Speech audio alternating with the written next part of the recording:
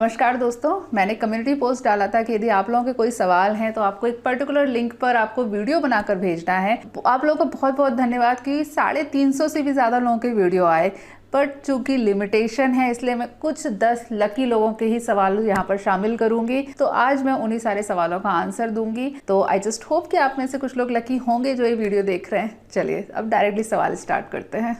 Video आगे देखें उससे पहले इंपॉर्टेंट सूचना है कि मैं फेसबुक और इंस्टा दोनों पर एक्टिव हूं, तो वहां पर आप मुझसे पर्सनली बात कर सकते हैं। अपॉइंटमेंट लेना है तो आप वेबसाइट के थ्रू जाकर अपॉइंटमेंट भी बुक कर सकते हैं। ठीक है, चलो अब वीडियो आगे देखते हैं। Hi ma'am, this is Montu and मैंने आपका वो काले सफ़ेद बाल को काले करने का वीडियो देखा था। उसमें से मैंने अभिपत्तिकरण का यूज़ किया और विटामिन बी कॉम्प्लेक्स का। पर मेरे बाल ज़्यादा ब्राउनिश, डार्क ब्राउनिश और ऐसे हो रहे हैं, तो काले करने के लिए क्या करूँ? और मेरी पेट की बीमारियाँ तो रहती ही है और वो भी है, ठीक है, उसके लिए मैं क्या करूँ? Thank you.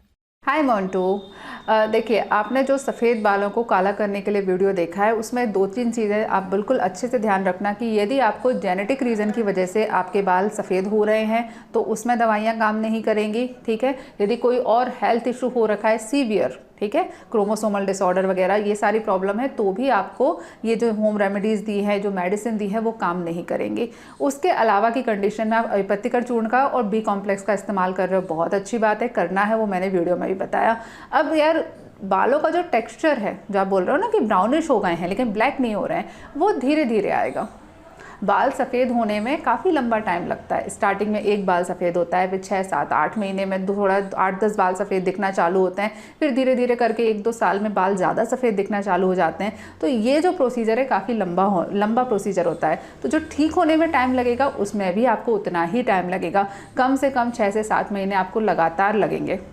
ठीक है, दूसरी एक चीज़ आपको और ध्यान रखनी है कि ये जो आप पित्त कम कर रहे हो अभिपत्तिकर चूर्ण का इस्तेमाल करके, अगर आपकी लाइफ स्टाइल ऐसी है जिसमें आपका पित्त काफ़ी ज़्यादा बढ़ा है, फॉर एग्जांपल आप मिर्ची बहुत ज़्यादा खाते हो, आप खट्टा बहुत ज़्यादा खाते हो, आपको पसंद है बाहर से चाट पकौड़ी, फुल्की, पानी पूरी, ये सारी चीज़ें खाना जो कि बहुत ज़्यादा खट्टी होती है, इसमें सिट्रिक एसिड वगैरह काफ़ी ज़्यादा मात्रा में होते हैं। दूसरा, आपकी मेंटल कंडीशन इस प्रकार की है, आपको गुस्सा ज़्यादा आता है, तनाव ज़्यादा रहता है, तो ऐसी कंडीशन में आपका पित्त बढ़ा हुआ रहता है। ठीक है, तो हमको इस प्रकार से अपनी लाइफ स्टाइल को ऐड करना है कि हमारा जो मेडिसिन है उससे पित्त कम हो रहा है, लेकिन फिर हमारी लाइफ स्टाइल भी ऐसी होनी चाहिए जो कि पित्त को कम करे। तो प्लीज़ थोड़ा सा मेंटल कंडीशन के ऊपर भी ध्यान देना है, और मानसिक स्वास्थ्य जो है वो की है हमारी हर प्रकार की हेल्थ प्रॉब्लम की, तो उसके ऊपर ध्यान ज़रूर देना है।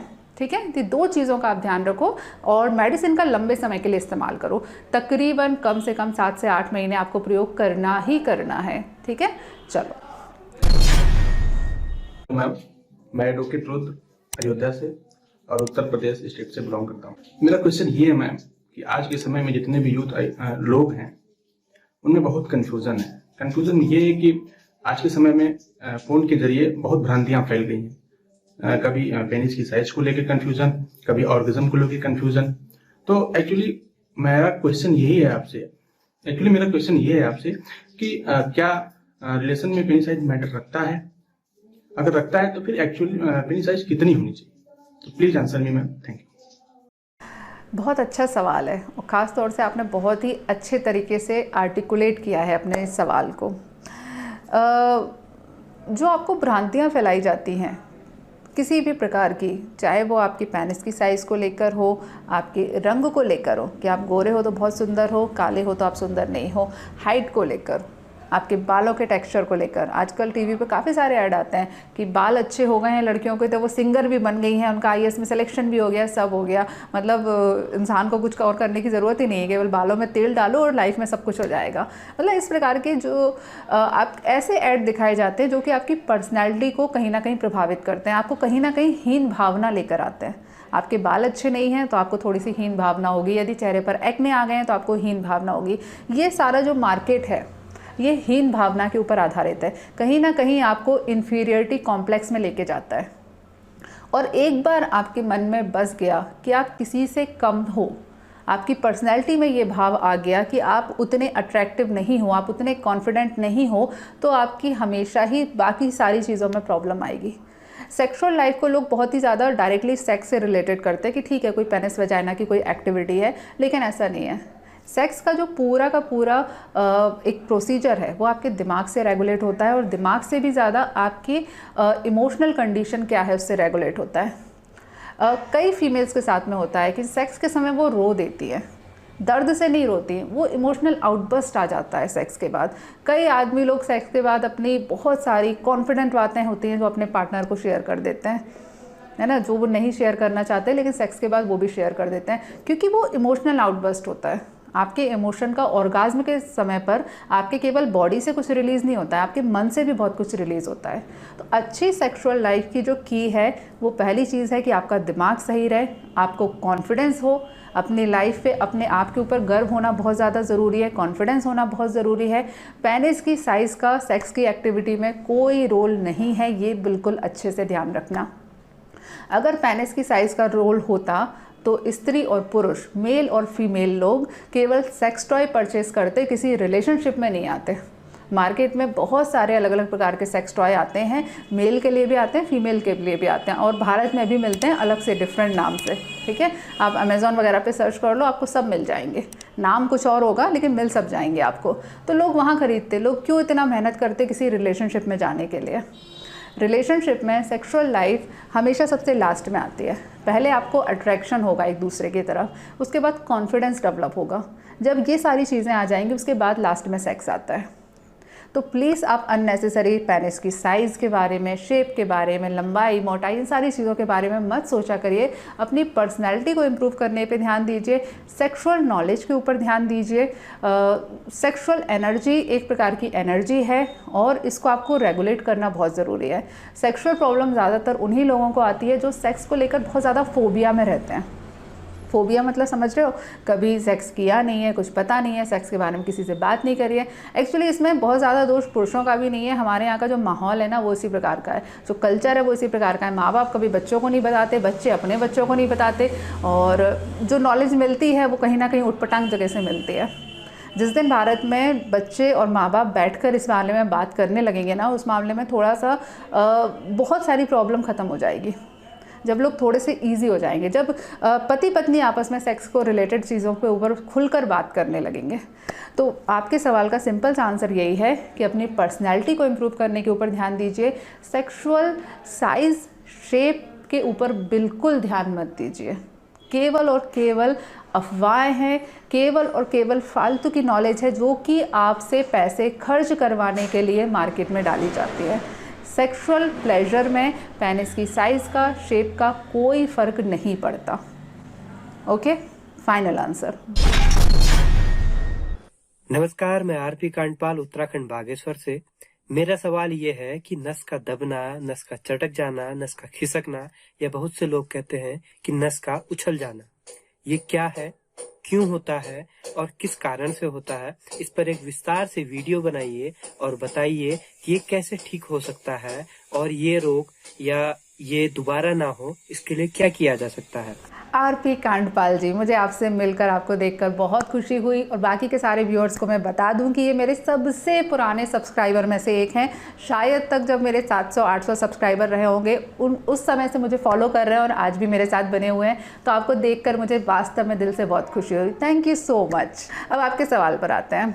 डिटेल वीडियो ज़रूर मैं बनाऊँगी इसके मामले में। छोटा सा आपको यहाँ पर मैं आंसर दे देती हूँ कि ये सही चीज़ है, ये अफवाह नहीं है। नसें चटक जाती हैं, नसें ब्रेक होना, नस का चढ़ जाना, अटक जाना, और भी जो वर्ड आपने इस्तेमाल किए, ये सब होते हैं और पूरे भारत में होते हैं और होते हैं। वास्तव में है क्या, यहाँ आप समझ लो। पहली चीज़ तो नर्व का, यदि किसी भी नर्व के ऊपर प्रेशर पड़ेगा, ठीक है, तो वहाँ पर उस नर्व में पेन उठेगा। उस नर्व में जब पेन उठेगा तो हम उसे नस खिसकना या चटकना बोलते हैं। ठीक, अब कई बार क्या है, नर्व अकेली तो होती नहीं है, नर्व है, उसके ऊपर मसल्स की कवरिंग है, वहाँ पर लिगामेंट है, सारी चीज़ें हैं। अब कहीं पर केवल डिसलोकेशन हुआ है थोड़ा सा, किसी पर्टिकुलर प्रेशर के कारण, मसल्स के प्रेशर के कारण कोई पर्टिकुलर नर्व है जो थोड़ी सी खिसक गई है, तो ऐसी कंडीशन में अक्सर बोलते हैं कि लोग नस खिसक गई है। इसमें कुछ नहीं करना होता है, थोड़ा सा बेड रेस्ट देना होता है, आराम देना होता है, थोड़ी सी हल्की हल्की एक्सरसाइज करानी होती है, वो नस जो है वापस अपनी पोजीशन पर आ जाती है। अब इसी प्रकार से नर्व के साथ में वहाँ लिगामेंट भी है, लिगामेंट के छोटे छोटे माइन्यूट स्प्रेन आते हैं। अगर आप दौड़ रहे हो, पैर मुड़ जाए, पैरों में स्प्रेन आता है, ठीक है, आप लोगों ने देखा होगा, कॉमन सी चीज़ है। हम जो दिन भर की एक्टिविटी करते हैं, हमारे शरीर में बाकी जगह भी तो मसल्स हैं ना, जो हमें अंदर ऊपर से दिखाई नहीं दे रही, वहाँ पर भी स्ट्रेन आता है, उनके ऊपर भी प्रेशर पड़ता है। जब उनके ऊपर प्रेशर पड़ता है, इसी कंडीशन को नस का खिसकना, चटकना इत्यादि चीज़ों से बोला जाता है। इसको ठीक करने के लिए जो विटामिन और पेन किलर दिए जाते हैं वो केवल इतने ही होते हैं, क्योंकि इसमें कुछ नहीं करना होता है, केवल रेस्ट देना होता है। जहाँ भी आपकी जो भी नस चटकी हुई है, खिसकी हुई है, टेढ़ी हो गई है, फोड़ी हो गई है, जो कुछ भी हो गया है, आपको कुछ नहीं करना है, केवल उस पर्टिकुलर जगह को रेस्ट देना है। यदि कमर की खिसक गई है तो आपको बिस्तर पे लेट जाना है सीधे। यदि गर्दन की नस अटक गई है तो आपको गर्दन सीधी रखनी है, वो अपने आप सही हो जाएगी। हाथ पैरों में कई बार नस चढ़ जाती है, अचानक से हाथ की चढ़ जाती है, तो आपको उसको रेस्ट देना है, इस तरीके से होल्ड करके उसको रेस्ट देना है। सिंपल सी की है, फ्यूचर में बार बार नहीं हो, इसको जो आपको ध्यान रखना है, उसके लिए आपको बेसिक कॉन्सेप्ट को समझना पड़ेगा। कहीं पर भी मोच क्यों आती है? जब वहाँ की नसें, वहाँ की मसल्स कमज़ोर होती है। हम यदि दौड़ेंगे, आपको दौड़ने का रेगुलर अभ्यास नहीं है और आप अचानक से सोचो हम 1 किलोमीटर दौड़ते हैं, तो ज़्यादातर आपका पैर मुड़ जाएगा, टेढ़ा हो जाएगा, क्योंकि आपके शरीर को उसका अभ्यास नहीं है, आपके पैरों को, मसल्स को उसका अभ्यास नहीं है। अब जो हमारे स्पोर्ट पर्सन होते हैं, हमारे हॉकी के खिलाड़ी हैं, फुटबॉल के खिलाड़ी हैं, वो तो एक मैच में पता नहीं कितने किलोमीटर घूम लेते हैं, दौड़ लेते हैं, उनको तो स्प्रेन नहीं आते भी है तो उतने रेगुलर नहीं आते ना, हमारे मुकाबले तो कम ही आते हैं उनको। क्यों? क्योंकि उनकी मसल्स जो है हेल्दी है, कंपैरिजन के मुकाबले स्ट्रॉन्ग है। तो यदि आपको इसको फ्यूचर में होने से बचाना है तो उसका एक ही तरीका है कि आप अपने खाने पीने का ध्यान रखें और रेगुलर एक्सरसाइज करें। एक्सरसाइज जब आप करते हो तो केवल बाहरी चीज़ों के ऊपर फ़र्क नहीं पड़ता, आपकी इंटरनल जो मसल्स हैं उनकी एक्सरसाइज भी होती है। उनकी एक्सरसाइज होती है तो उनमें ताकत आती है, क्षमता आती है, स्ट्रॉन्ग होती है। वो एक बार स्ट्रॉन्ग होंगी तो ये सारी प्रॉब्लम नहीं आएगी। हमेशा जो लोग ज़्यादा एक्सरसाइज नहीं करते, ये प्रॉब्लम उनको ज़्यादा आती है। जो व्यक्ति रेगुलर एक्सरसाइज करते हैं या एटलीस्ट हफ्ते में 3 या 4 दिन एक्सरसाइज करते हैं, उनको ये प्रॉब्लम कम आती है। ठीक, सिंपल सा आंसर डिटेल वीडियो में ज़रूर बनाऊंगी। हेलो, नमस्कार। मेरा नाम फरमान अली, मैं इंडिया राजस्थान से हूँ। मेरे को राइट साइड में पसली के नीचे दर्द होता है, 5-6 महीने से दर्द होता है।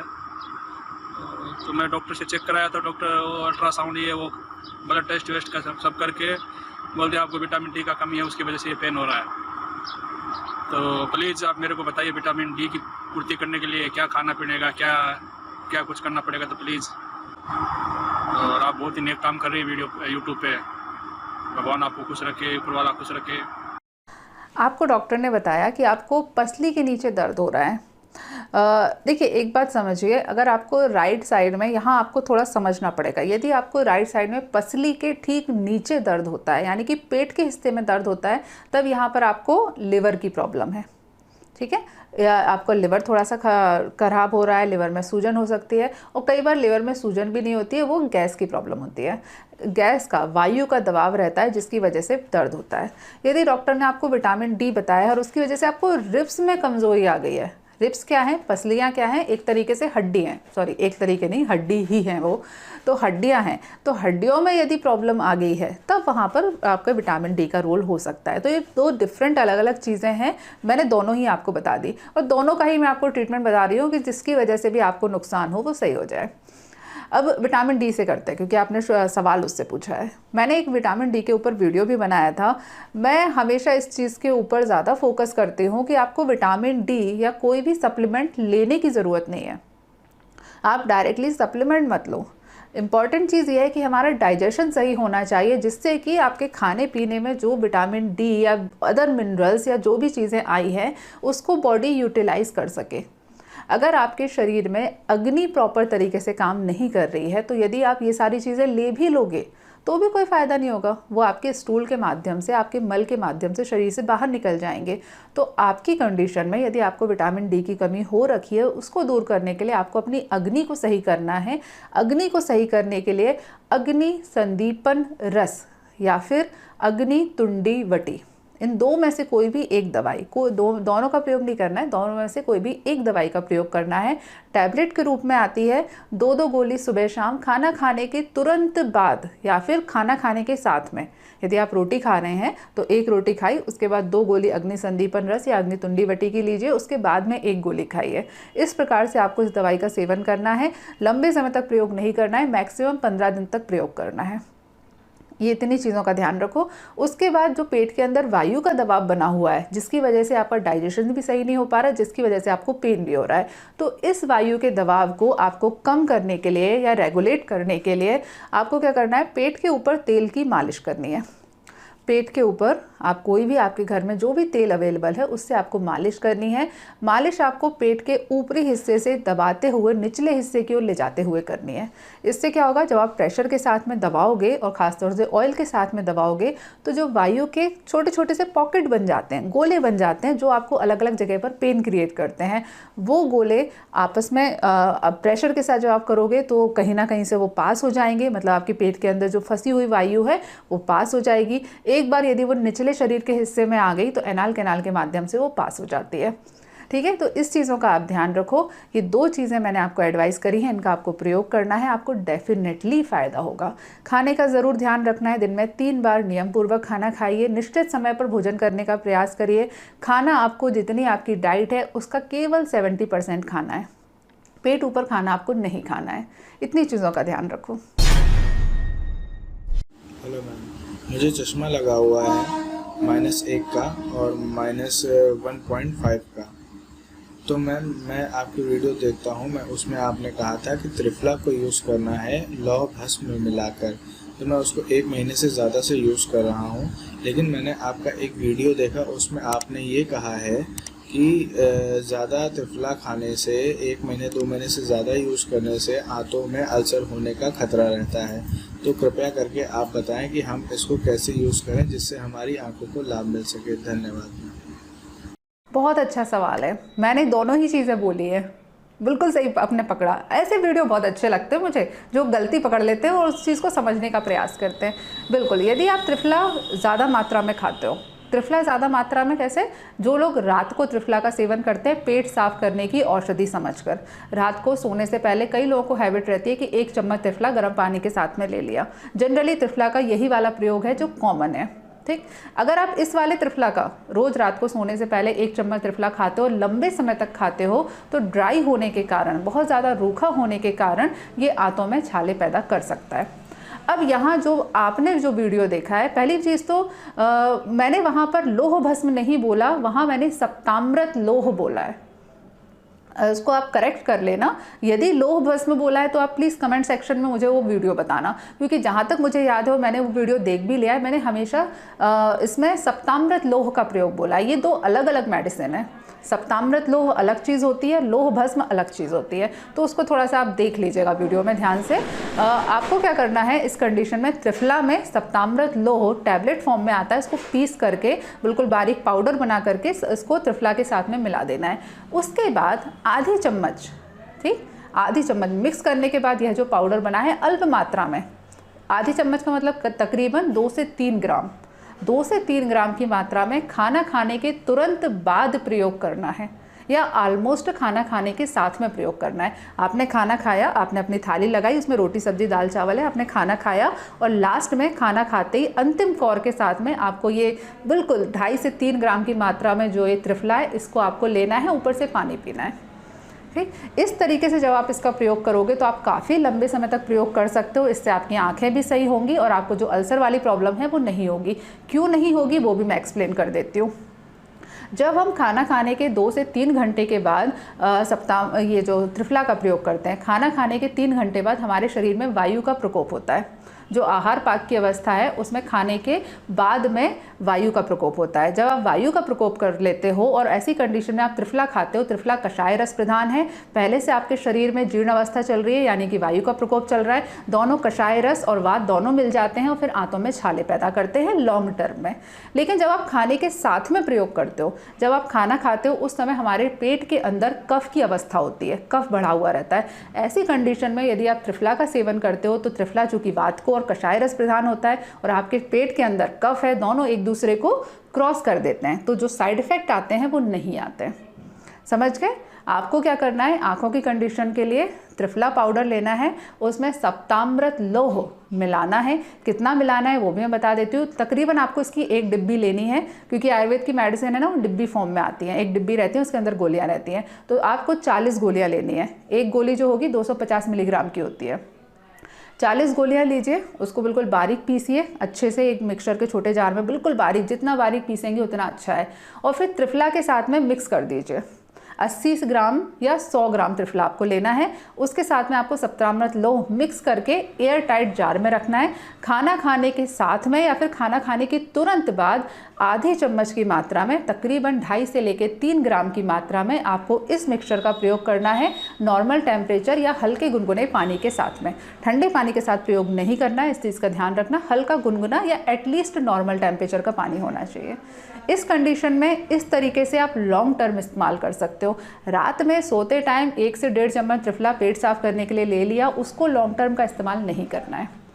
चलो नेक्स्ट सवाल।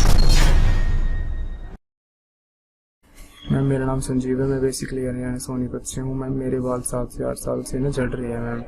ना कोई मैम दवाई ली, ना कोई मेडिसिन ली मैम, ना मैंने कोई ट्रीटमेंट करवाया मैम, ना कोई ऑपरेशन करवाया, ना कोई बीमारी हुई मैम। अपने आप अचानक से झड़, कोई ट्रीटमेंट बताओ मैम इनका। जिस तरीके से आपने अपने बालों को दिखाया, इसको देखकर ऐसा लग रहा है कि जो आपकी उम्र है और जो बालों की कंडीशन है कि ये हेरिडिटरी प्रॉब्लम है, यानी कि आपके खून के अंदर, आपके क्रोमोसोम के अंदर कुछ इस प्रकार से डिसऑर्डर है, जिसकी वजह से आपके बालों की ग्रोथ नहीं हो रही है और बाल बनना कम होते जा रहे हैं। इस कंडीशन में आपको ट्रीटमेंट से फ़ायदा नहीं होगा, मैं साफ साफ आपको बता रही हूँ, नहीं होगा। तो बेहतर ये है कि आप उसके ऊपर फोकस करने की बजाय अपनी पर्सनैलिटी को इम्प्रूव करने पर ध्यान दो। अनुपम खेर टकले हैं, लेकिन फिर भी आजकल चलते हैं मार्केट में और अब तो काफ़ी ज़्यादा फेमस हैं। और कई लोग और भी हैं ऐसे जो जिनके बाल नहीं होते, लेकिन वो अपनी फील्ड में बहुत ही अच्छा काम कर रहे हैं। तो जब हर अननेसेसरी चीज़ के ऊपर आपको फोकस करने की ज़रूरत नहीं है। यदि बॉडी के अंदर डेफिशिएंसी की कमी के कारण कोई बीमारी होती है तो उसको सही किया जा सकता है। यदि कोई कंजेनाइटल प्रॉब्लम है, कोई क्रोमोसोमल डिसऑर्डर है, तो उसको आप नहीं ठीक कर सकते। और जितना आप उसके ऊपर प्रयास करते रहोगे उतना ज़्यादा आपको इन्फीरिटी कॉम्प्लेक्स आता जाएगा। तो मत करो, रिलैक्स हो जाओ, उल्टा इसी को अपनी स्टाइल बना लो कि भाई यही है, कूल है, बढ़िया है, मस्त दिखता है। अपने आप को सेल्फ कॉन्फिडेंस में लेके आओ कि मस्त हो आप। हेलो मैम, नमस्कार। मेरा नाम दिनेश है, मैं श्री गंगानगर राजस्थान का रहने वाला हूँ। हैशटैग माई क्वेश्चन में मेरा एक क्वेश्चन है कि हर जगह अपने को सुनने में आता है कि ग्लो जो भी बटी होती है, इसका काढ़ा कैसे तैयार करें। थोड़ा सा इस पे विश्लेषण पर आप बढ़िया तरीके से इसको समझाएंगे कि हर जगह इसकी भ्रांतियाँ होती है। हर कोई बंदा बिल्कुल सही रूप से बता नहीं पाता। कोई कहता है कैसे तैयार करें, कोई कहता है कैसे तैयार करें। और मैं आपकी वीडियो रेगुलर देखता हूँ। जय हिंद, जय भारत। गिलॉय जो इसका काढ़ा बनाया जाता है, आपने अच्छा सवाल पूछा है, पर थोड़ा सा मुझे लगता है आपको मिसअंडरस्टैंडिंग है। देखिए, गिलॉय जो है ये 3 प्रकार की आपको मार्केट में अवेलेबल होगी। पहली होती है शुद्ध गिलॉय टैबलेट, जिसको गुडुची टैबलेट भी कहा जाता है। गिलॉय और गुडुची दोनों सेम चीज़ हैं, तो ये टैबलेट फॉर्म में आएगी। ठीक है, इसका मतलब होता है कि इसके अंदर गिलॉय शुद्ध फॉर्म में है। गिलॉय टैबलेट या गुडुची टैबलेट, ये एक्सट्रैक्टेड है गिलॉय का। दूसरा मार्केट में अवेलेबल होती है गुडुची घनवटी। ये एक डिफरेंट मेडिसिन है, इसमें गिलॉय के साथ दूसरी चीज़ें भी इस्तेमाल की जाती हैं। ये क्लासिकल मेडिसिन है, मतलब इसका वर्णन आयुर्वेद की संहिताओं में मिलता है। ये एक्सट्रैक्ट मेडिसिन नहीं है, ये 3-4 मेडिसिन को मिक्स करके बनाई जाने वाली एक दवाई है। ये टैबलेट फॉर्म में आपको मार्केट में अवेलेबल होती है। तीसरी चीज़ जो अवेलेबल होती है वो होती है शुद्ध गिलॉय का पाउडर या फिर गिलॉय का स्वरस या काढ़ा। ये मार्केट में आपको अवेलेबल होता है। काढ़ा यदि आपके पास मार्केट में अवेलेबल है तो डायरेक्टली आपको परचेस कर लेना है। गिलॉय का स्वरस के रूप में यदि मार्केट में अवेलेबल है, तब इसको उबालना नहीं है आपको, तब आप केवल 2-2 चम्मच सुबह शाम खाना खाने के बाद इसको प्रयोग करना है। ठीक है, तीसरी चीज़ जो लास्ट आई, पाँचवीं, जो है गिलॉय का पाउडर। गिलॉय का जो पाउडर आता है, इसका आप काढ़ा बना सकते हैं। आपको क्या करना है, तकरीबन 2 ग्लास पानी में 1 चम्मच गिलॉय पाउडर को आप डाल दीजिए। गिलॉय और गुडुची सेम चीज़ है, ये ध्यान रखिएगा। तो 1 चम्मच की मात्रा में पाउडर डाल दीजिए और उसको धीमी आंच पर बॉईल करना है।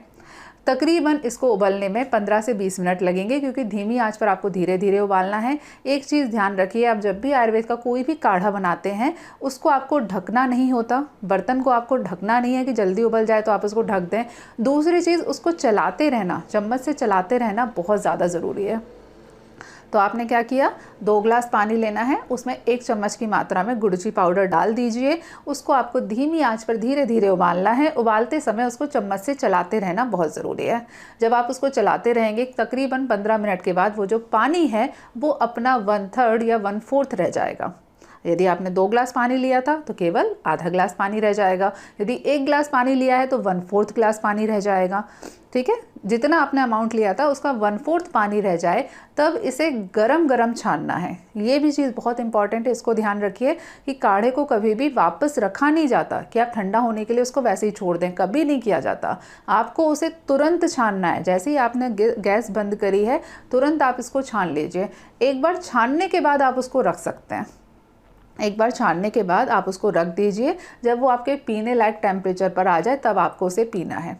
ठीक है, ये हो गया जो मार्केट में गिलोय पाउडर होता है उससे। अब मान लो आपके पास गिलोय ऑलरेडी आपके घर में अवेलेबल है। गिलोय जो होती है, जो नीम वगैरह के पेड़ होते हैं उसके ऊपर चढ़ने वाली एक लता होती है।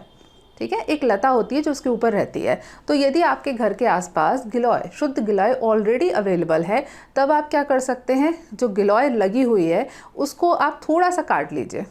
थोड़ा तकरीबन उसकी जहाँ कहीं से भी लताएं और पत्तियां आपको मिल सकें उसमें से एक थोड़ा सा अमाउंट आप ले लीजिए। लगभग आपको, यदि आप उसकी पत्तियां और जो पतली पतली लताएं हैं जिसके अंदर उसका कांड भी आ जाता है, सारी चीज़ें यदि आप ले रहे हैं तो लगभग 1 मुट्ठी के अंदर, इतनी छोटी मुट्ठी के अंदर जो पूरा निकला आप उसको ले सकते हैं। यदि आप उसका कांड काट रहे हैं, ठीक है, इसके अलग अलग तरीके से यूज़ किए जाते हैं। इसकी मूल का प्रयोग, आयुर्वेद में इसके मूल का प्रयोग किया जाता है, पर मूल तो निकालना आपके लिए पॉसिबल नहीं है क्योंकि लताएं तो पेड़ पे लगी हुई हैं।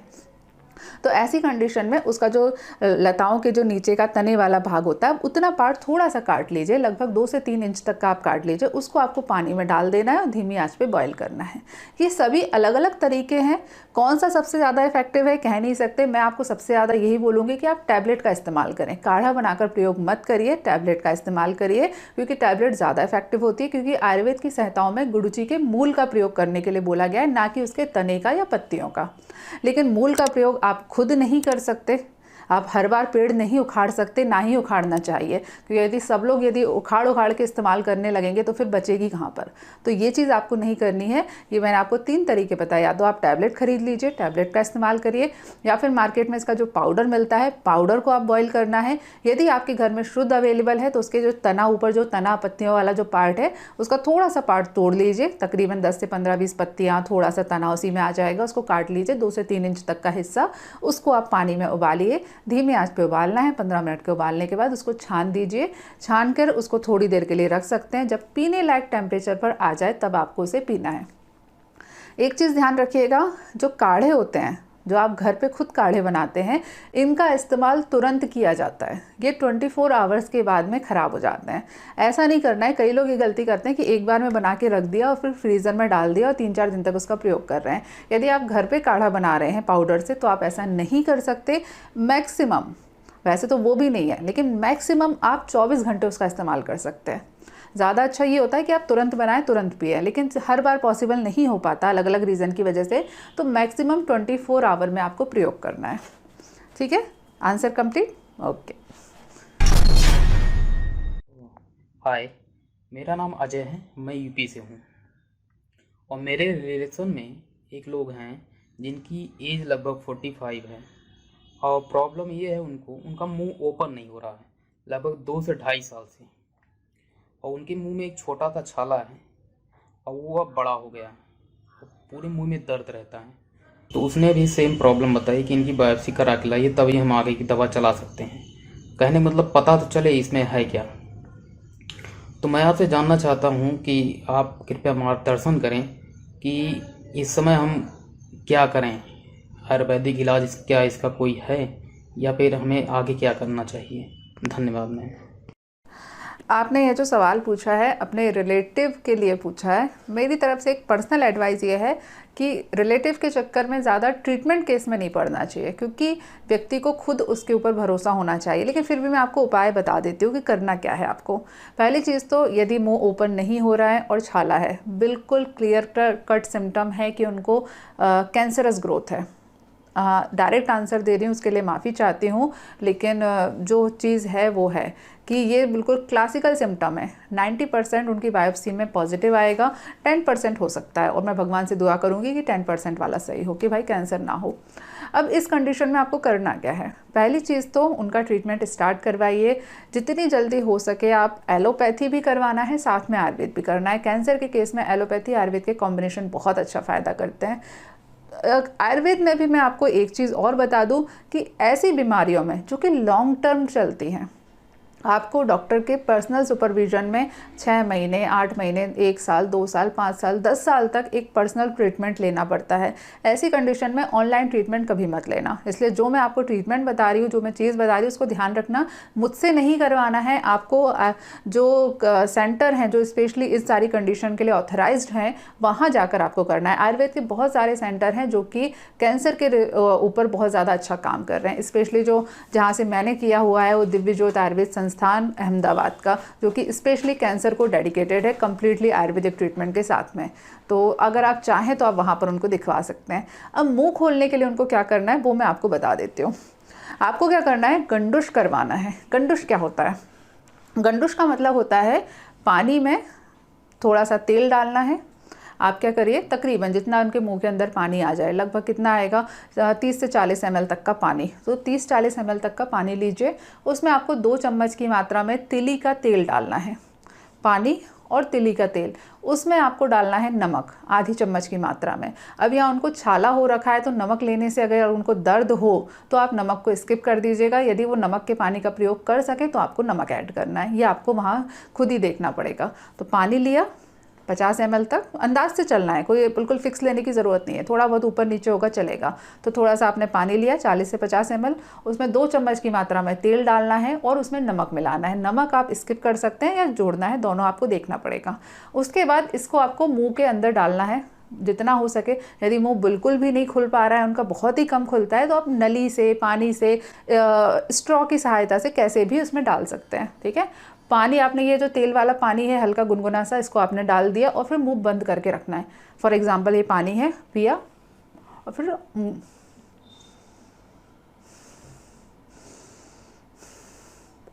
ऐसे रखना है। ठीक है, यदि इसको हिला सकते हैं तो और भी अच्छा है। इस तरीके से यदि उसको हिला सकते हैं तो और भी अच्छा है। यदि वो लगातार इस चीज़ का, इस एक्टिविटी का प्रयोग 15 दिन कर लेंगे नियम से, दिन में कम से कम 3 बार और ज़्यादा बार भी कर सकते हैं, और ज़्यादा बार भी कर सकते हैं, कोई प्रॉब्लम नहीं है। कम से कम 3 बार तो करनी है। 15 दिन तक लगातार करना है, दिन में 3 बार करना है। तो इससे उनकी ये जो जॉइंट जो टाइट हो गए हैं वो ऑटोमेटिकली ढीले हो जाएंगे, तो उनका मुंह थोड़ा सा खुलने लगेगा। एक बार मुंह खुलने लगेगा तो आप जो बायोप्सी करवाना चाहते हैं वो पॉसिबल हो पाएगी। सिंपल सी एक्टिविटी है, दवाइयों का कोई प्रयोग आपको नहीं बता रही हूँ, सिंपल सा काम है जो आपको करना है। आप पानी लीजिए, गुनगुना पानी लीजिए, जितना वो सहन कर सके, जितना वो मुंह में रख सकें। ज़्यादा गर्म पानी नहीं होना चाहिए कि मुंह जल जाए, बिल्कुल ही ठंडा पानी नहीं होना चाहिए कि कुछ पता नहीं चले। ये आपको थोड़ा सा अपना खुद का दिमाग इस्तेमाल करते हुए देखना पड़ेगा। पानी लीजिए, उसमें थोड़ा सा तेल डालिए, नमक डालिए, तिली के तेल का प्रयोग करना है आपको, और फिर उसको मुँह में भर के रखना है। एक बार में कम से कम 10 से 15-20 सेकंड तक, जितने समय रख सके, इसकी भी कोई लिमिट नहीं है। कुछ लोगों को 10 सेकंड होल्ड करने में भी दिक्कत होती है, पहली बार लेते हैं तो बड़ा अजीब लगता है ऐसे 10 सेकंड रखना। फिर कुछ लोग ऐसे होते हैं जो ऐसे मुंह में भर के भी रह लेते हैं बहुत देर तक, वो अपना एक्टिविटी करते रहते हैं। मेरे पापा को दांतों में प्रॉब्लम है, मैं उनको ये करवाती हूँ, तो वो तो मुँह में भरे भरे पूरा न्यूज़पेपर पर डालते हैं, ऐसे भरे रहेंगे और उनकी सारी न्यूज़पेपर, आधा घंटा हो गया वो उनका पानी भरा है, वो बार बार थूक दिया, फिर दोबारा ले लिया। तो ये एक्टिविटी आपको करनी है। पानी आप एक बार में रखोगे, जितनी देर होल्ड कर सकते हो आपको रखना है, उसके बाद थूक देना है, फिर दोबारा दूसरा पानी लेना है। ऐसे करके कम से कम मिनिमम आपको अपने जो गले के अंदर के जो जॉइंट्स हैं इनकी 15 मिनट के लिए सिकाई करनी है। 15 दिन तक करना है, एक बार में 15 मिनट के लिए करना है और दिन में कम से कम 3 बार करना है। इस तरीके से आप करोगे तो ये जॉइंट जो उनके टाइट हो गए हैं वो ढीले हो जाएंगे। दर्द है उसमें भी उनको आराम मिलेगा और एक बार जब थोड़ा सा मुंह खुलना चालू हो जाए तो आप बायोप्सी कराइए। बायोप्सी कराने के बाद जो भी रिजल्ट आता है उसके अकॉर्डिंग उनको ट्रीटमेंट लेना है। नमस्ते मैडम, मेरा नाम घनश्याम पाटिल, मैं महाराष्ट्र से हूँ। मेरी उम्र करीब 19 साल है। तो मेरी समस्या ये है कि मुझे लेफ्ट नाक से सांस लेने में बहुत तकलीफ होती है। मैंने सब उपाय किए पर अभी तक कुछ इलाज नहीं मिला उसका। मैं अभी होम्योपैथिक का इलाज कर रहा हूँ, फिर भी कोई खास फर्क नहीं है। तो अगर आयुर्वेद में कुछ इलाज हो तो कृपया बताएं मैडम। सांस लेने में बहुत तकलीफ है और जोर जोर से हवा निकल जाती है। इससे एक नाक हमेशा बंद रहती है, कभी कभी खुलती है सिर्फ, बस। Please madam. आपने ये जो सवाल पूछा है कि नाक कभी कभी बंद रहती है, ये ज़्यादातर बंद रहती है, केवल कभी कभी खुलती है, यहाँ पर भी एक बहुत बड़ा कन्फ्यूजन है। हर व्यक्ति की एक समय पर एक नोस्ट्रल से सांस आती है। हम खींचें तो हम दोनों से ले सकते हैं, अगर हम अनुलोम विलोम प्राणायाम करें तो हम दोनों से सांस ले सकते हैं। लेकिन यदि आप नॉर्मल एक्टिविटी के दौरान एकदम से रुक के नोटिस करो, ऐसे अपने नाक के नीचे ऐसे हाथ लगा करके, तो आप नोटिस करोगे कि एक ही नोस्ट्रल से सांस आ रही है प्रेशर के साथ। अभी आप वीडियो पॉज करके यहाँ पर एक्सपेरिमेंट कर लो, नाक के नीचे से हाथ लगाओ और फिर देखो कि दोनों में से किस नोस्ट्रल से आपको सांस छोड़ने में आ रही है। नोटिस किया? आएगी दोनों से, लेकिन एक साइड का प्रेशर हमेशा ज़्यादा होगा। आप महसूस करोगे कि आपको इस साइड में या इस साइड में कहाँ पर महसूस हो रही है। हर व्यक्ति की हमेशा एक तरफ की नोस्ट्रल खुली हुई रहती है। और अगर हम आयुर्वेद के पॉइंट ऑफ व्यू से बात करें तो आयुर्वेद में हमारे यहाँ जो सांस लेने की प्रक्रिया है उसमें ईड़ा और पिंगला, ये दो नाड़ियाँ बोली गई हैं। हमेशा एक नाड़ी चलती है, दूसरी नाड़ी हमेशा बंद रहती है। अब आपकी जो प्रॉब्लम है, ठीक, कि नाक एकदम से आपको तेज़ सांस आती है, तेज़ छूट जाती है, इसके कारण हो सकता है आपको DNS हो, डेविएटेड नेजल सेप्टम। हमारे नाक के अंदर की जो हड्डी रहती है ये वाली, ये थोड़ी सी टेढ़ी रहती है। टेढ़ी होने के कारण जो हवा है वो प्रेशर के साथ में आती है। अब यार एक पाइप से अगर हवा निकल रही है तो पाइप अगर बड़ा पाइप है तो हवा आराम से निकल जाएगी, कोई दिक्कत नहीं है। अब वही पाइप अगर छोटा हो जाए, कॉन्स्ट्रिक्टेड हो जाए, तो आवाज़ जो होगी, जो हवा निकलेगी, वो एक अजीब प्रकार की आवाज़ के साथ में निकलेगी, पी करके आवाज़ के साथ में निकलेगी। तो मैं आपको यहाँ पर ये एडवाइस करूँगी कि यदि आपको सांस लेने में, यानी कि आपको चेस्ट लेवल पर कोई दिक्कत नहीं हो रही है, कोई परेशानी नहीं हो रही है, आपका ऑक्सीजन लेवल सही रहता है, बातचीत करने में दिक्कत नहीं है, तो आप इस चीज़ को इग्नोर करो। इग्नोर करने को इसलिए बोल रही हूँ क्योंकि मुझे खुद DNS है, मेरी नाक की हड्डी यहाँ से टेढ़ी है, डॉक्टर ने बोला ऑपरेशन कराना नहीं। आप मेरी आवाज़ में भी नोटिस कर सकते हो कि मेरी नाक का थोड़ा सा रेजोनेंस आता है, यानी कि कुछ लोग मुझे छोटा में टोका करते थे कि आप नाक से बोलते हो।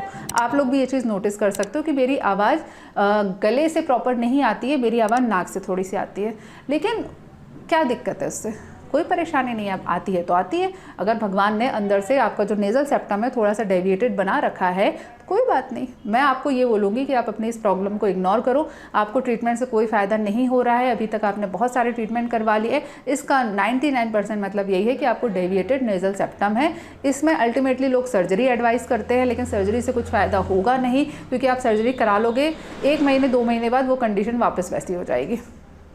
होता है ना, अगर किसी चीज़ को भगवान ने किसी पर्टिकुलर संरचना में बनाया है तो यदि आप उसको थोड़ी देर के लिए सूचर लगा के सही कर भी दो तो कुछ समय के बाद वो उसी शेप में आ जाता है।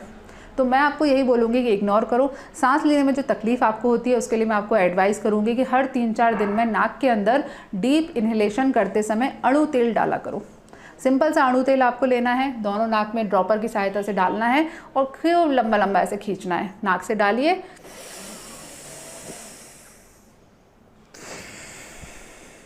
इस तरह अनुलोम विलोम करते हुए आपको उसको खींचना है और छोड़ना है।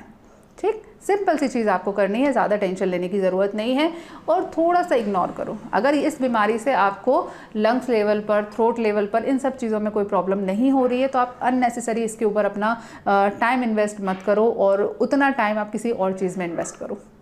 लास्ट सवाल मैं इंस्टाग्राम से ले रही हूँ। इंस्टाग्राम पर मिस्टर दीनू ने सवाल पूछा है, सुबह सुबह सोकर उठने पर मुंह से पीला पानी आता है, बहुत ही सिंपल सी चीज़ है। यदि सुबह सुबह उठने के बाद में आपको मुंह से पीला पानी आ रहा है, या फिर मुंह से बहुत ज़्यादा बदबू आ रही है, या फिर मुंह का टेस्ट कड़वा लगता है, या फिर खट्टी डकारें आ रही हैं, इस प्रकार से जो भी सिम्टम आते हैं उसका एक ही रीज़न होता है कि आपको हाइपर एसिडिटी की प्रॉब्लम है और कब्ज़ है, यानी कि खाना आपका पच नहीं रहा है, पेट के अंदर आम का फॉर्मेशन हो रहा है। इसको दूर करने के लिए सिंपल सा तरीका है, सुबह सुबह आपको अभिपत्तिकर चूर्ण लेना है और रात को सोने से पहले त्रिफला चूर्ण का आपको सेवन करना है आधी चम्मच की मात्रा में। दोनों ही चीज़ें लंबे समय तक सेवन नहीं करनी है, केवल 10 दिन तक के लिए आपको सेवन करना है। खाने पीने का ध्यान रखना है, हरी सब्जियां ज़्यादा खानी है, रोटी खाइए, घी तेल चिकनाई वाली चीज़ें आपको कम खानी है। चलिए आज इस सवाल के साथ ही ये वीडियो को ख़त्म करते हैं, बहुत लंबा वीडियो हो गया। आप लोग मुझे फेसबुक और इंस्टा दोनों पर ही मैं अब एक्टिव हूँ, तो आप दोनों पर ही मुझे फॉलो कर सकते हैं। यदि आपका कोई पर्सनल सवाल है जो मुझसे पर्सनली डिस्कशन करना चाहते हैं तो उसके लिए आप वेबसाइट के थ्रू अपॉइंटमेंट भी बुक कर सकते हैं। चलिए नेक्स्ट वीडियो में आपसे मुलाकात होगी, तब तक के लिए stay healthy and be happy. Good bye.